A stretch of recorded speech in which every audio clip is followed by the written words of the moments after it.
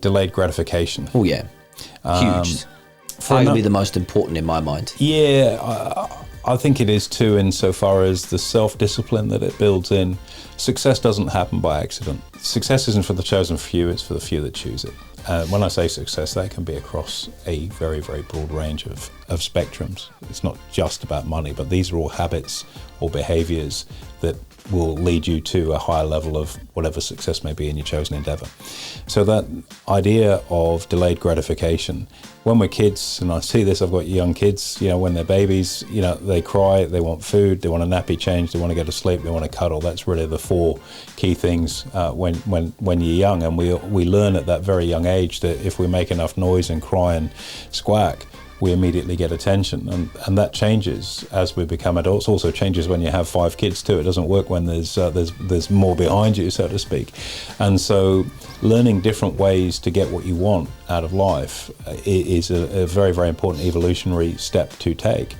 And when you start kicking goals and you go, okay, I've achieved the goal, now I get my reward, that's almost like a baby crying, I do this, I get that.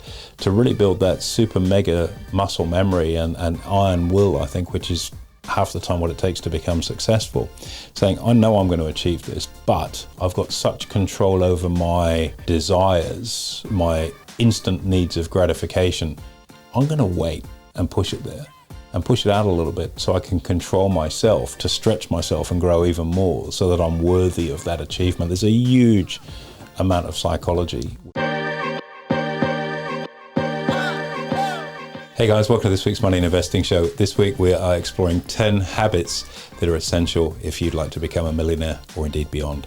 Plenty of real life experience shared in here, lots of practical tips, and make sure you take notes, but as always, make sure you take action.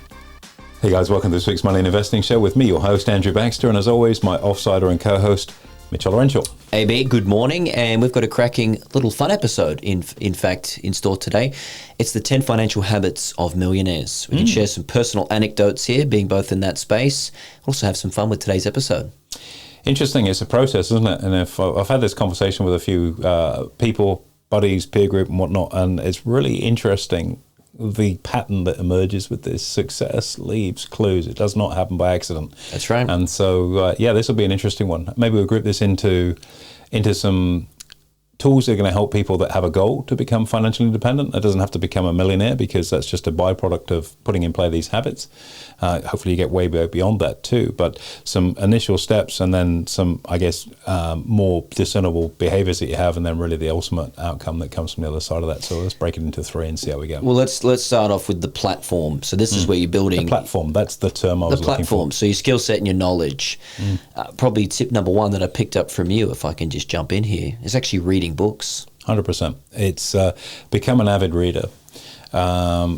Books are such a gateway to different things in life, whatever that might be. You may have a goal in the health and fitness space, so learning about things in that space is going to give you the tailwind, the skill set, the knowledge base to accomplish that in a reality. And I think, financial well-being is another one of those, and that doesn't mean that it's restricted to let's read books on money. It's all about all sorts of habit books, and I think it doesn't have to be reading these days either, because Audible is a great way to turn your car into a rolling university, whereby if you've got to drive every day, or you've got something that you can wear headphones or buds, you can consume information, which is fantastic. And the more you can put in, hopefully things come out. And look, think about one of the best books I think both of us have probably read would be Atomic Habits, James Clear. Unbelievably great book.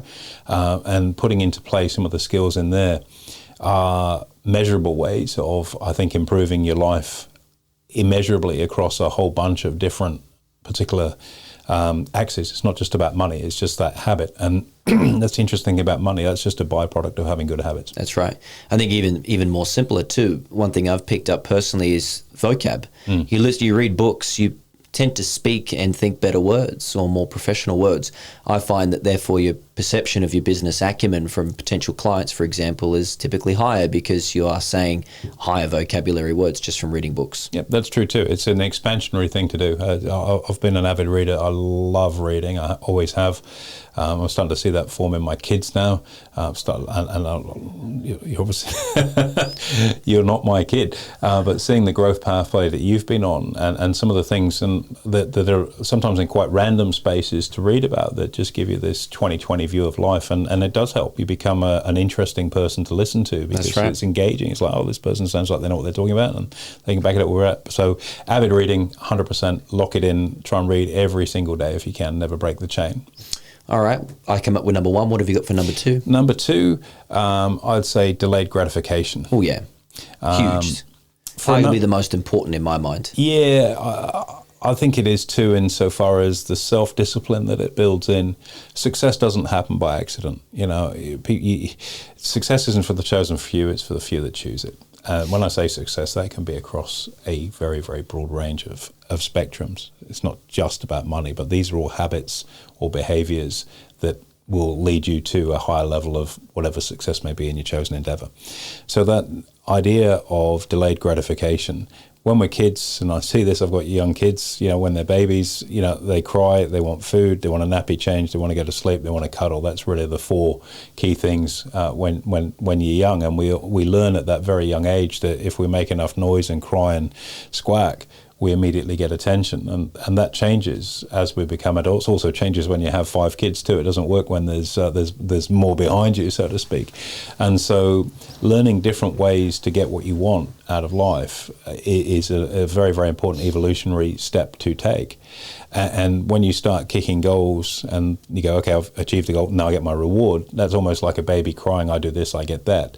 To really build that super mega muscle memory and iron will, I think, which is half the time what it takes to become successful, saying, I know I'm going to achieve this, but I've got such control over my desires, my instant needs of gratification.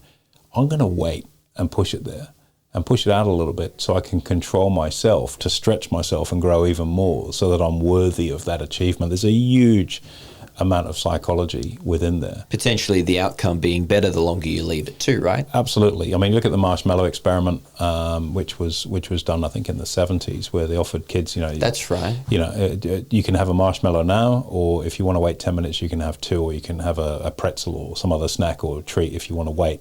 And when you go back and look at the adult life of those people that were in the experiment, almost on every example, those that demonstrated the ability to accept delayed gratification, to wait for their prize, were infinitely more successful in life, infinitely happier, because they didn't have that need to have the childish scream, I need attention, I need it now, and to go, I'll play this game a little bit differently and push it down the line and eventually have more and be more fulfilled, I think, in the process, because it's not about the reward, it's about the process, which is probably the most liberating breakthrough you have as a human being when you work that out. It's not about the reward, it's about the person you become, the skills you develop, the mindset you have, that is someone that's able to achieve that reward. That's right. And you can't have delayed gratification without discipline. And as we know, discipline gets you everywhere, because if you're able to adhere to a plan, chances are you're going to be on the right pathway, which is super important. Exactly right. It is that self-discipline that you control this, it doesn't control you.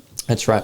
All right, number 3, coming to you here, rapid fire AB. What about relationships? Yep, choosing your relationships very carefully. Not just partners, but friends, mentors, business, everything, right? Yeah, I think choose your relationships very, very carefully is a crucial thing too. And this will evolve over time as we get older, because we've got life experience.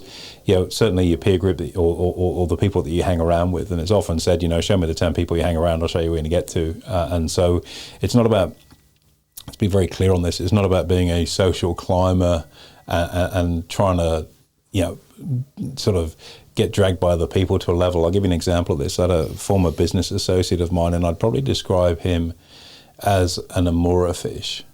Now, Nomura fish is one of those little fish that swim around sharks, and they just feed off the scraps. They just lurk around and just live off the bits of the side cut, so to speak. And he's someone that I've seen in multiple examples sort of network through someone into their group to sort of get what they want and move on to the next thing and the next thing. And you look at the summation of their achievements in their own right, it's actually not that much. But it looks on paper and from their perspective great because they've been able to slipstream other people's success. So to go back to my point, choose the group you hang around with very, very carefully. If there are negative people in that group, flick them. Because negativity is just an absolute toxic cancer for success or a positive mindset or attitude to success. There'll be people that try and pull you down rather than edify you. You know, if I ever see anyone that's successful, I don't ever feel envious. It's like, great job, how'd you get there? What did you do? Brilliant. And if you edify and pay some level of respect to what they've done, they'll open up and talk to you about what they've done, which often can give you a really good pathway for areas that perhaps you've been struggling with. So, choose that peer group pretty carefully. And again, it's not about being a social climber and using people. It's surrounding yourself with people that are like-minded, that are of a positive frame of mind, that are achieving things. And they're doing it in a way that's is what I love about Elon Musk. It's just open source. It's like we don't copyright anything. If you think you can do it better, knock yourself out. And that's not an arrogant statement. It's a confident statement. So being around that kind of environment, I think, is key. So that's in terms of your peer group. Romantic, maybe? Romantic relationships? Romantic, I think, it depends on which stage of life you're in, but every relationship that you're in should be something that contributes something to who you are so you can grow. So if it's a 1 + 1 is 3, that's a good thing. Where this really becomes so important, I think, is as you move into a phase of a more committed relationship, marriage and kids, because having stability in your life, in your family life, can enable you to not be distracted with having to have this sort of rearguard action and a fight at home or whatever it might be, and you can focus in front on the opportunities which business-wise or investing-wise may be there. Equally, from a longer-term perspective, if and a lot of marriages fail. We've done an interview with Emma on that very subject here in terms of divorce and the aspects that sit around that. One of the biggest inhibitors to overall financial success can be a separation, because your asset base is going to be smashed, and you're in a position where you've got to start again, which may dent your confidence or your ability or desire to want to go again and rebuild. So you fail to get to where you want to because maybe you didn't spend enough time working on your relationship too, to ensure that you picked the right person and they picked the right person when they met you, and you've invested enough time on the way through that it wasn't just the meet and okay, we're together now, but it's that constant maintenance. Date night is something I highly encourage. It's something my wife and I do every Thursday, because I think it's so important, especially with 5 kids in your house. You've got to reconnect and hey, what's going on, and talk about not just investing but life and where you're all going, and it enables you to grow together rather than grow apart. What about a mentor relationship? Because they could be very, very useful and beneficial. Very much so. And I think mentors, it's interesting. Sometimes you can have a mentor from afar that the person doesn't even know you. And these days with, just for example, with the podcast world, we're sitting here in our podcast studio doing this today. There's such a massive wealth of information that's out there that you can tap into, and effectively a podcast show could become your mentor because of the advice that is being provided or the way it's being delivered. And certainly the stuff that's on my weekly consumption from a podcast perspective that I love. You think about the High Performance podcast with Jake Humphrey. Episodes, aren't they? And James, and the stuff that they cover is across such a broad base, from Dan Carter, someone I know and I've met personally and can attest to his character is exactly that from the podcast. People like Arnold Schwarzenegger, through to captains of industry, through to people in other sports or other sort of smaller niche areas that perhaps you wouldn't ordinarily pick up on.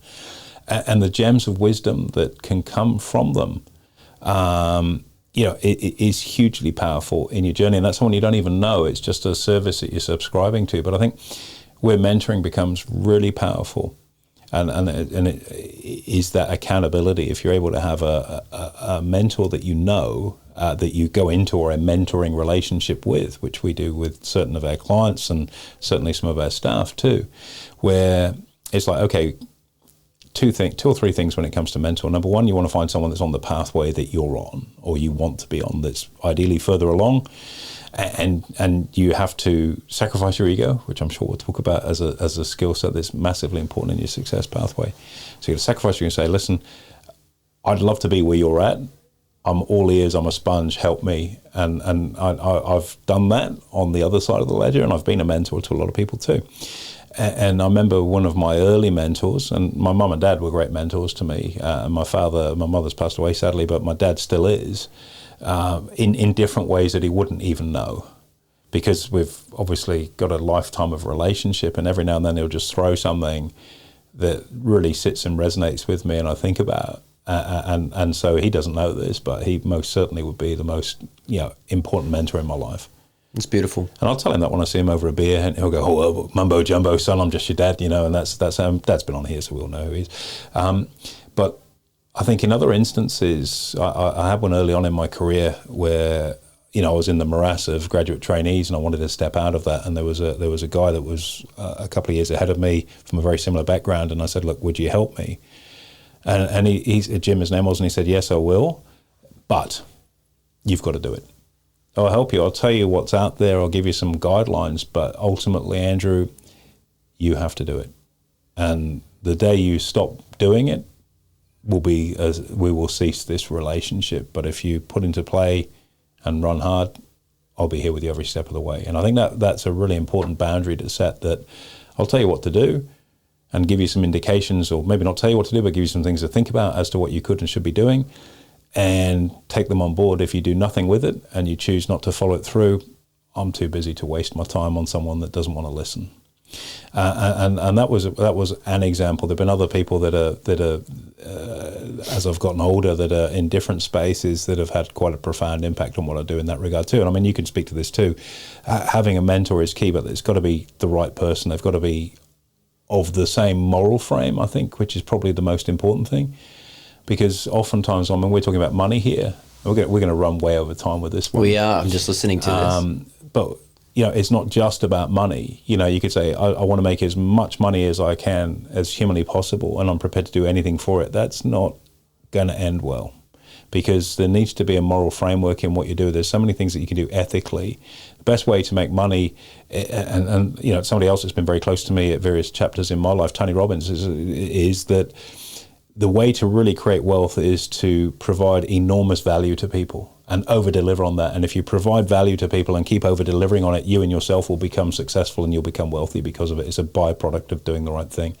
If you try and shortcut that and you operate in an illegal space, for example, or an immoral space in different ways, there are business practices that are most definitely not in the right lane. You might get to your goal of becoming a millionaire and beyond, but there won't be a lot of fulfillment that sits behind that, because the carnage and damage that you've left behind, and the people that you've trodden and walked over in order to get there. And success without fulfillment's the ultimate in failure. I like that. Good way to finish that one. Mentoring from yours. Give me your three things from your side. Ooh, look, I think mentors can teach you a lot about yourself that you don't already know, and particularly when you're young, you don't know anything. So having someone that says, this is how you structure, for example, makes a massive difference. This is, at my age, what I'm doing. I work 16 hours a day. You're, in your 20s. Why aren't you doing the same thing? That's also a really good perspective to say, if he can do it, I can do it, or she can do it, I can do it. And I think just getting a different perspective outside of your family, that was important for me. My dad and my parents are always great mentors, but when you speak to other people in different fields, it makes a huge difference. Everyone's got a different life experience that they've lived, and I think when it comes to mentoring in particular, or an advisor, a trusted advisor, they've got their runs on the board in their lane, and that might not be the only advisor you have. It might be for that segment. So as you mentioned, and it's only a bit of a comment, but structuring. Why do all this work if your structuring's not right and you're leaving yourself wide open and vulnerable from an asset protection or tax perspective, when having a mentor that's going to say, I'll give you the best of breed structuring advice that I can to ensure that all of this work you're doing 16 hours a day as you work towards this goal is not going to be able to be unclipped from you easily for the wrong reasons. We're in a very litigious world where people can sue you for all sorts of things. So I think that's crucial. But mentoring, absolutely. Relationship with that mentor and picking the right one is key. Indeed. Big. There we go. We probably spent a third of the podcast talking about that, but it's such an important thing. Indeed. All right. Well, in the essence of time, we've got 10 to cover, AB, remember here. Let's go number 4. This one needs no introduction. Platform, millionaire type habits, budgeting. Too right. Have a budget. Yeah, have to budget. And this can extend beyond personal budgeting too. Most people find themselves in a strapped position. Budgeting isn't about beating you over the head. It's not something to punish you with. What budgeting is a way of guaranteeing you can have virtually anything you want in the future, provided you're able to make a sacrifice right now, as in a way delayed gratification to its finest level, and making sure that there's never a problem. The example I use, I've had this with a financial planning business. We had a client that came in that loves to have a flutter on the horses. And I don't mean, Melbourne Cup or once in a blue moon, but regularly. That's his thing. And he's going, it's really embarrassing. I go down to the tab on a Saturday. And it's like, look, it's not a problem.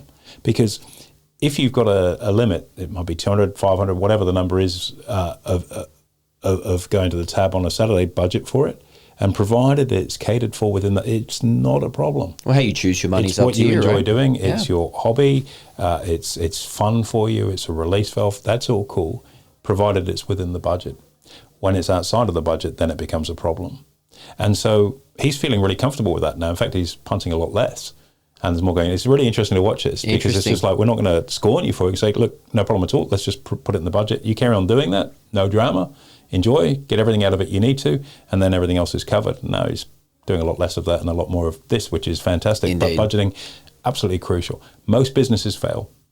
90-something% of businesses fail within 3 years, and it's because they have no concept of the numbers, and numbers are all about budget and making sure you've cash flow, because cash flow is like oxygen. Without it, you're dead. You can't do anything else if you don't have cash flow. Got you. Well, let's get more into the That was a quick one, right? We're trying to get back on track. Well, I mean, short, sharp, boom. It's simple, right? Have a budget. It's going to be different for everyone. Stick to it. That's the message. More of an intermediate skill, AB. Let's go into the next phase here. What have you got for us? This is going to be number 5, right? Yeah, I think avoid bad debt. Okay.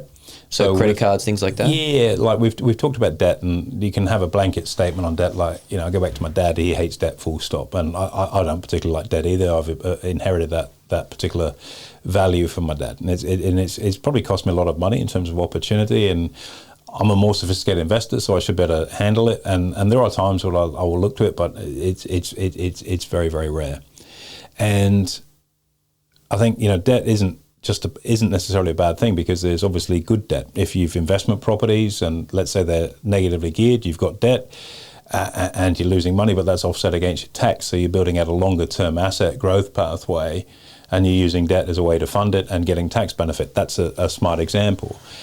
Not good debt, bad debt as we call it, would be buy now, pay later, credit card type stuff, personal loans for things that you've bought that gave you some colour in life that are long since forgotten about, and you're still paying the damn things off. So there's a big thing there, and that comes down to that self-discipline, I suppose, of being clear on what you want, and that delayed gratification. Because if you're somebody that can exhibit delayed gratification, there's a very, very high chance you have zero bad debt.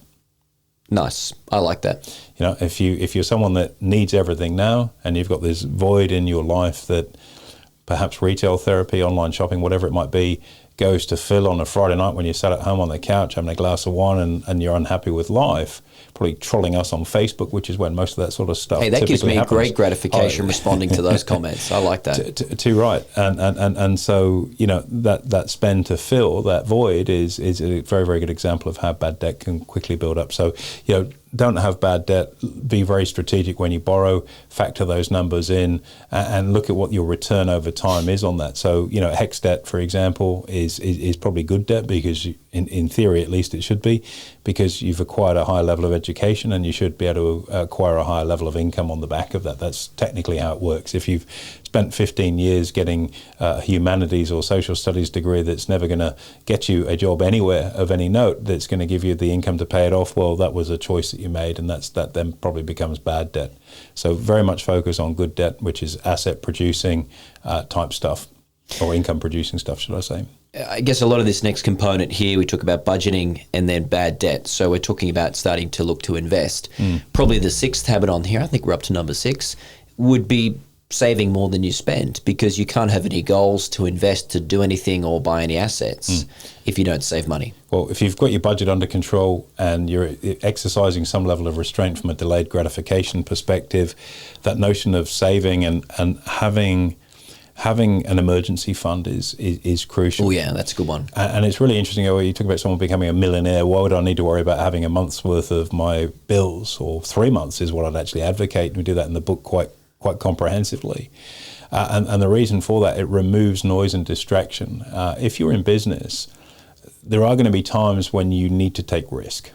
If you want to pick apples on a tree, you can't hug the trunk. You've got to get out on the limbs and go pick, and there's risk that you could fall.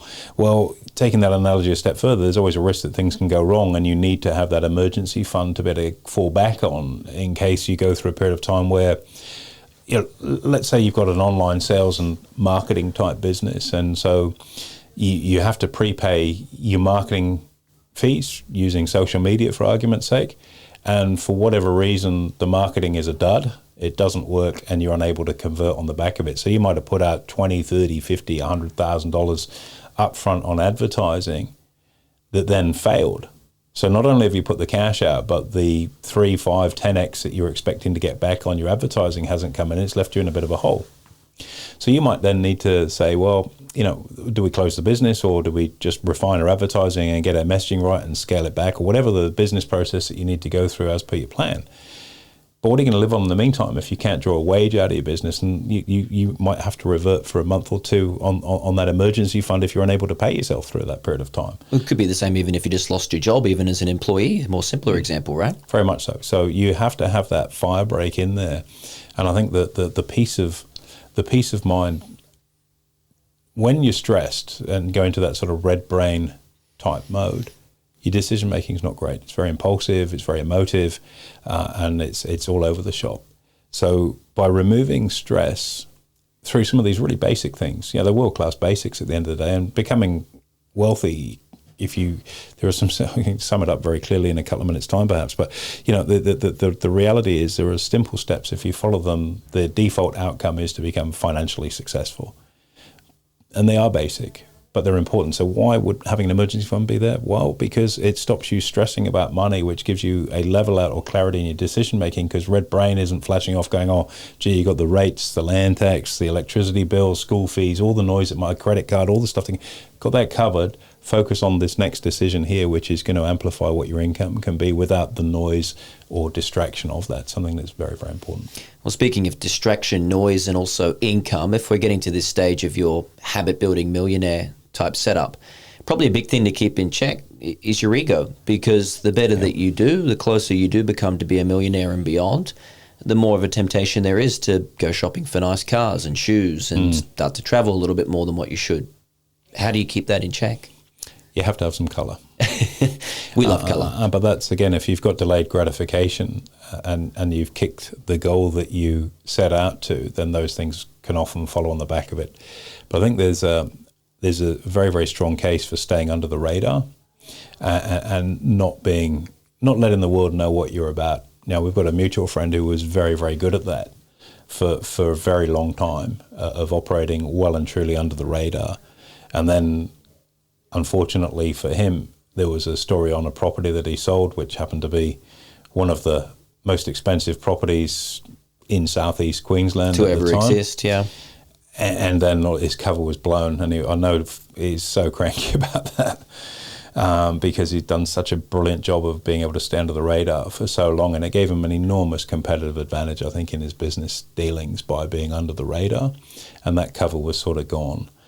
So I do think, trying to stay under the radar and not letting your ego get out of control is pretty important. And if you've taken some of the steps that we've talked to, like delayed gratification, having a mentor that's going to give you a bit of a hand on the shoulder and say, slow it down, take your time, push that out for 5 years before you reward yourself with that, do these sorts of things first. It's a great way of keeping your feet on the ground. And if you've got good people around you,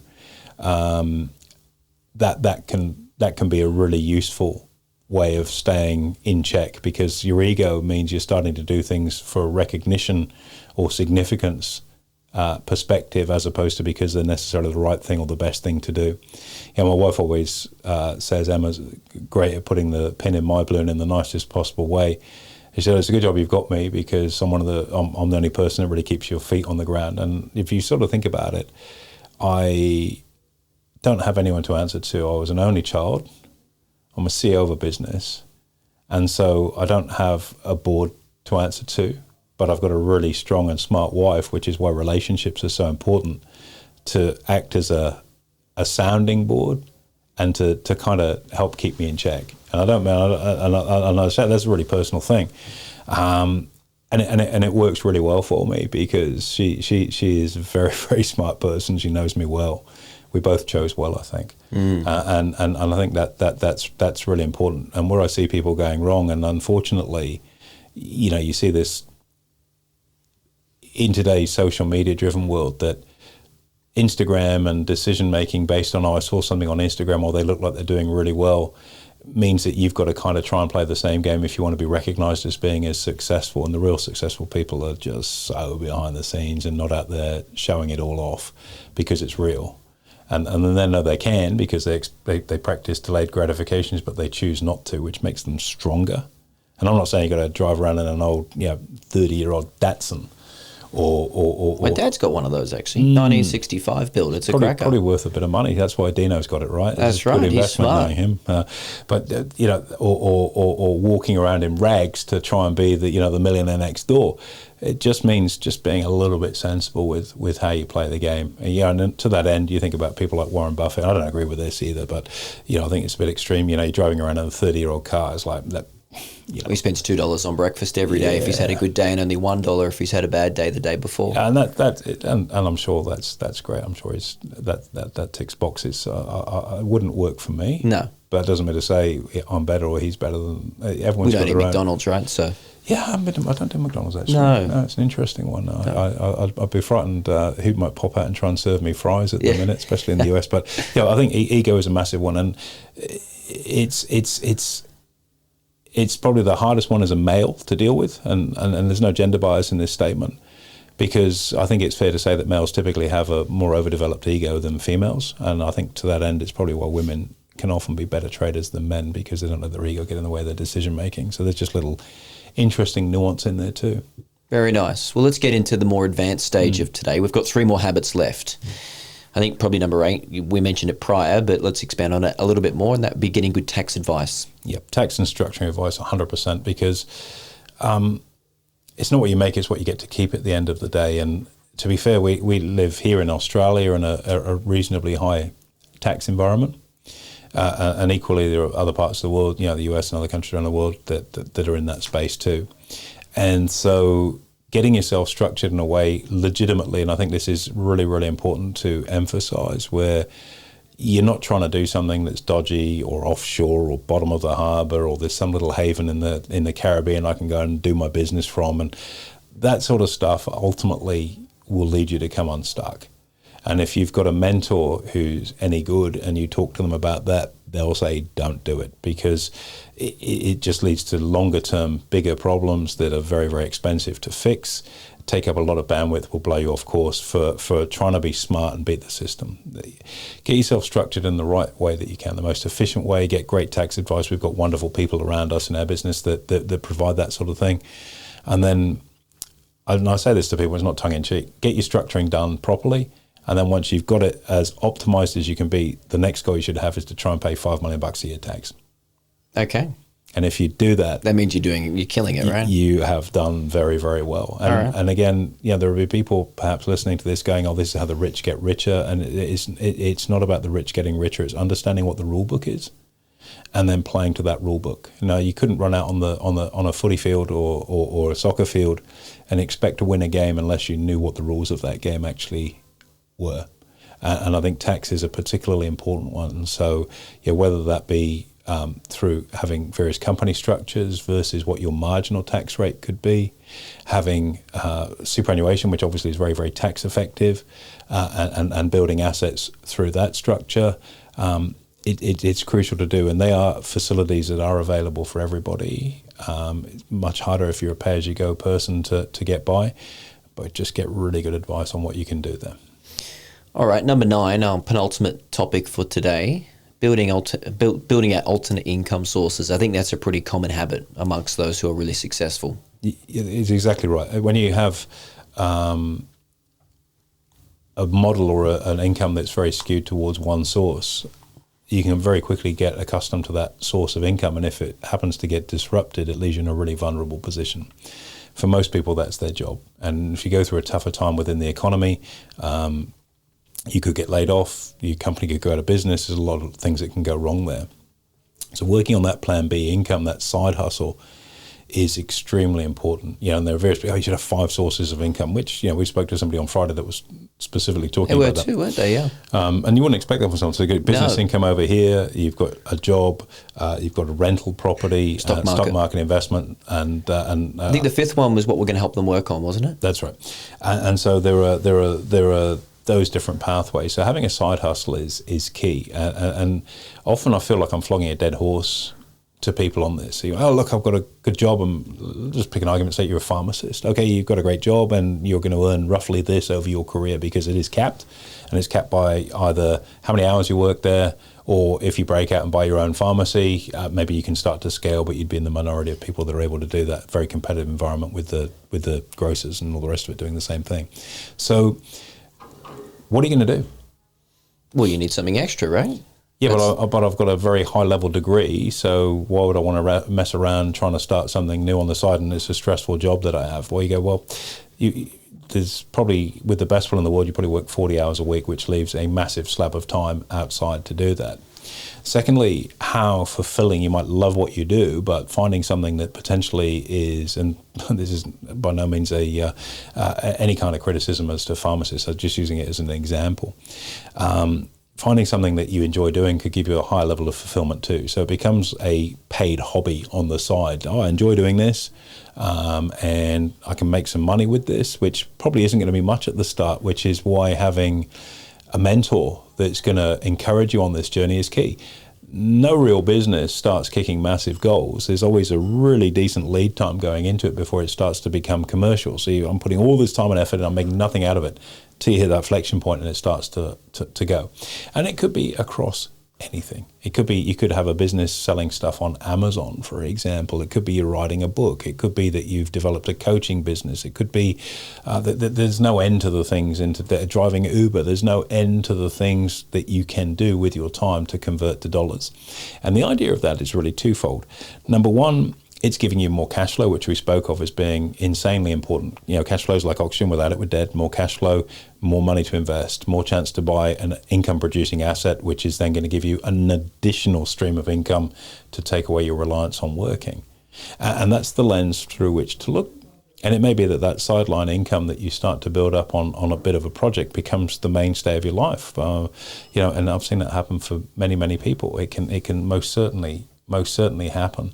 But it's damned hard work right at the start. And so having that encouragement of a mentor and a strong reason why you want to be financially successful is key. And if you can have a side hustle, it'll take up time, which means it gives you less time to spend money, which means you're probably going to save more, which is a double whammy. So you're spending less, you've got the potential for something that you're growing to help give you income, and ultimately it's going to propel you further along your goal, and you're going to feel more fulfilled if you're doing something you enjoy. There you have it. Very nice. And the last of all, but not least, is to invest your money. You can't save your way to wealth. So if you are a millionaire, chances are you've put some dollars in the market somewhere. Too right. You can't save your way to wealth. You have to get your money working for you. And that can be in a whole raft of things. Reinvesting it in your business, if you've got a great business, is one thing, but when that business is built on one platform, and again, we're in a level of very, very high business insolvency right now.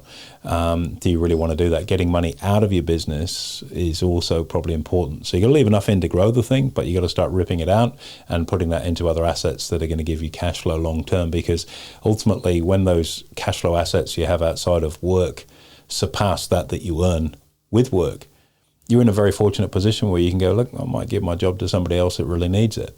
and start to live off your investment income, which may be quite some distance down the track. But I'll tell you one thing, it'll be a really long distance down the track if you never get started. So, that notion of building up an asset base slowly at first, building your skill set out in that, again, having a mentor to help you, advisors to help with your structuring, your tax, all of these different things to get you there, and delaying your gratification even more, budgeting really hard so you can just keep putting more and more and more into those investments and spread it out. A lot of people are one-trick ponies, and I think there's a really difficult, it's probably too much to cover today, I'm sure. Experts get paid, amateurs don't. So being a generalist is okay, but being an expert is where you really get paid. And you'll often find what your lane is with investing, whether it be into property or whether it's in the stock market. It could be a bit of both. And with clients and personally speaking, we both do both. But there's going to be one that feels like it's your stronger hand. And they're not one or the other. You should be doing both, because the ability to create cash flow from the stock market to then fund storing your asset in property is probably a very, very good model to have. If you've then got something else, a little side thing, you might own a pizza restaurant or a cafe or something out there, or a coffee cart or whatever it might be, that spins out a bit of cash flow that you then amplify in the stock market, that you then amplify into your property portfolio, is how you build a juggernaut. And then it's not about, goals or habits of becoming a millionaire. These are platforms that help you become a multimillionaire, because making that first one is the hardest. You make that first brick, it's the hardest one. But once you've done that, you've cracked the code if you've followed these kind of steps. And if you've cracked that code, you can scale it, you can duplicate it, you can repeat it, you can accelerate it. And people will turn around one day and say, lucky you. That's right. Absolutely. Now, there's 10 solid habits and an explanation in depth on all of those, AB. That was a cracking episode. Thank you so much. My pleasure. Anytime, Mitch. There you have it, guys. Make sure you like, comment, subscribe. Most importantly, hit the notification button, and we'll look forward to hosting you next week.